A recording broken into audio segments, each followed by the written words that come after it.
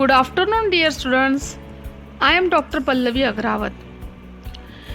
Last video में हमने चरक संहिता का डिटेल इंट्रोडक्शन पूरा देखा है, जिसमें AIA PGT एंट्रेंस एग्ज़ाम के हिसाब से भी जो क्वेश्चंस पूछे जाते हैं उस हिसाब से आपको उस वीडियो में इंफॉर्मेशन दी गई है.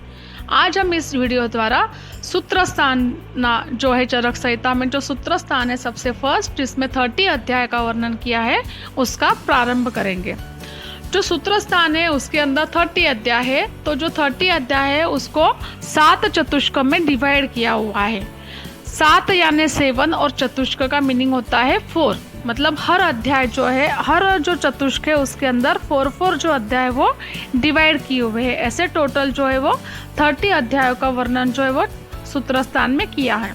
हम 1 बाय 1 देखेंगे. सबसे पहले जो है वो है भेषज चतुष्क, जिसको हम लोग औषध चतुष्क भी कहते हैं. इसमें फर्स्ट अध्याय से 4th अध्याय तक का वर्णन इसमें किया हुआ है और इसको हम बी नाम से डिनोट करेंगे.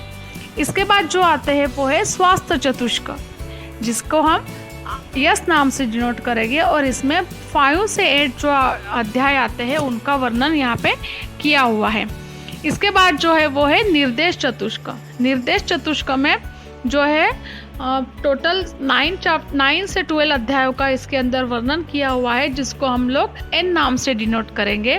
4th नंबर पे जो है वो कल्पना चतुष्क है, जिसको हम के नाम से डिनोट करेंगे और उसमें टोटल 13 से 16 अध्यायों का वर्णन किया हुआ है. 5th नंबर पे जो है वो रोग चतुष्क है, जिसको हम आर से डिनोट करेंगे और इसके अंदर 17 से 20 अध्यायों का वर्णन किया हुआ है. इसके बाद जो आता है वो योजना चतुष्क, जिसको हम वाई नाम से डिनोट करेंगे और इसके अंदर 21 से 24 अध्यायों का वर्णन किया हुआ है. और 7 जो चतुष्क है लास्ट नंबर का जो है अन्नपान चतुष्क, जिसमें 25 से 28 अध्यायों का वर्णन किया हुआ है और जिसको हम लोग ए नाम से डिनोट करेंगे. ऐसे टोटल 7 चतुष्क जो है उसके अंदर पूरे टोटल 28 अध्यायों का वर्णन किया हुआ है. लेकिन सूत्र स्थान में जो है वो 30 अध्यायों का वर्णन किया हुआ है. इसलिए 8 नंबर पे जो है वो संग्रह हृदय है, जिसके अंदर 2 अध्यायों का वर्णन किया हुआ है. जो 2 अध्याय है उनका नाम है दश प्राणायतन अध्याय और अर्थ दश महामूल्य अध्याय. इस प्रकार सूत्र स्थान जो है वो टोटल 30 अध्यायों में डिवाइड किया हुआ है. इसके बाद हम लोग देखेंगे कि सूत्र स्थान का जो 7 चतुष्क है, जो फर्स्ट है भेषज चतुष्क, इसका फर्स्ट जो अध्याय वो है दीर्घ जीवितयम अध्याय. तो दीर्घ जीवितयम अध्याय जो है वो हम लोग आज स्टार्ट करेंगे, जिसके अंदर पहला जो श्लोक है उसमें लिखा हुआ है अथातो दीर्घ जीवितयम अध्यायम व्याख्यास्म्यामः. इसके अंदर अथ जो ये शब्द आया हुआ है वह मंगल सूचक है. और इस जो श्लोक है इसके अंदर 8 जो पद है वो सारे मांगलिक पद है, जिसके अंदर हम लोग देखेंगे अथा, तो इसमें आता है अथ और अतः. इसके बाद दीर्घ जीवितयम अध्यायम, इसमें आता है दीर्घ, फिर आता है जीवितयम और अध्यायम. इसके बाद आता है व्याख्यास्म्यामः, इसमें आता है वी आ और ख्यास्म्यः. इस प्रकार 8 जो है वो मांगलिक पदों का यहाँ पे वर्णन किया हुआ है. मांगलिक पद हम लोग इसलिए यहाँ पे बोला है यहाँ पे क्योंकि कोई भी चीज़ की हम जब शुरुआत करते हैं तो भगवान को या मंगल जो है वो चीज़ें करते हैं जो शुभ होनी चाहिए. इसके बाद जो श्लोक है 2nd नंबर पे वो है इति हस्म्याः भगवान आत्रेय. जो उपदेष्टा है संहिता के उनका परिचय यहाँ पे दिया हुआ है.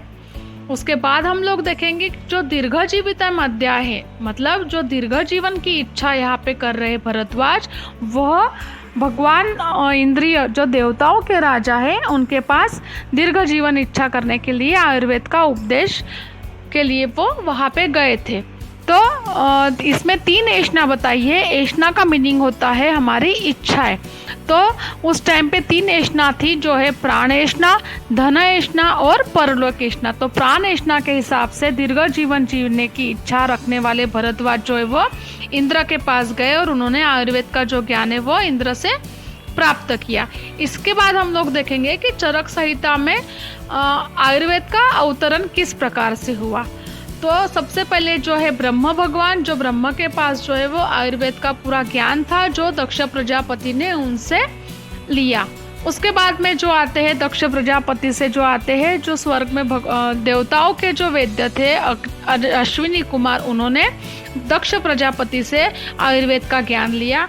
इसके बाद वैद्य अश्विनी कुमार से जो है वो इंद्र ने जो है वो ज्ञान प्राप्त किया।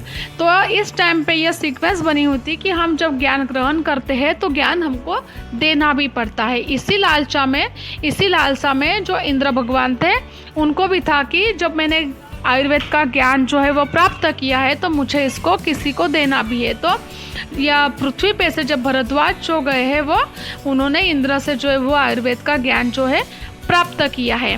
तो भरद्वाज को जो चुना गया था उस टाइम पे उन लोगों की जो है आयुर्वेद की संभाषा परिषद वहाँ पे आयोजन की थी, जिसका सब्जेक्ट जो था कि आयुर्वेद का उपदेश हम लोग ग्रहण करें और हमको देवताओं के पास उसको लाने के लिए कौन जाएगा। और इसका जो परिषद का जो स्थान था वह था हिमालय पर्वत पे यह सारी सभा अरेंज की हुई थी और उसमें जो ऋषियों की संख्या थी वो टोटल 53 थी।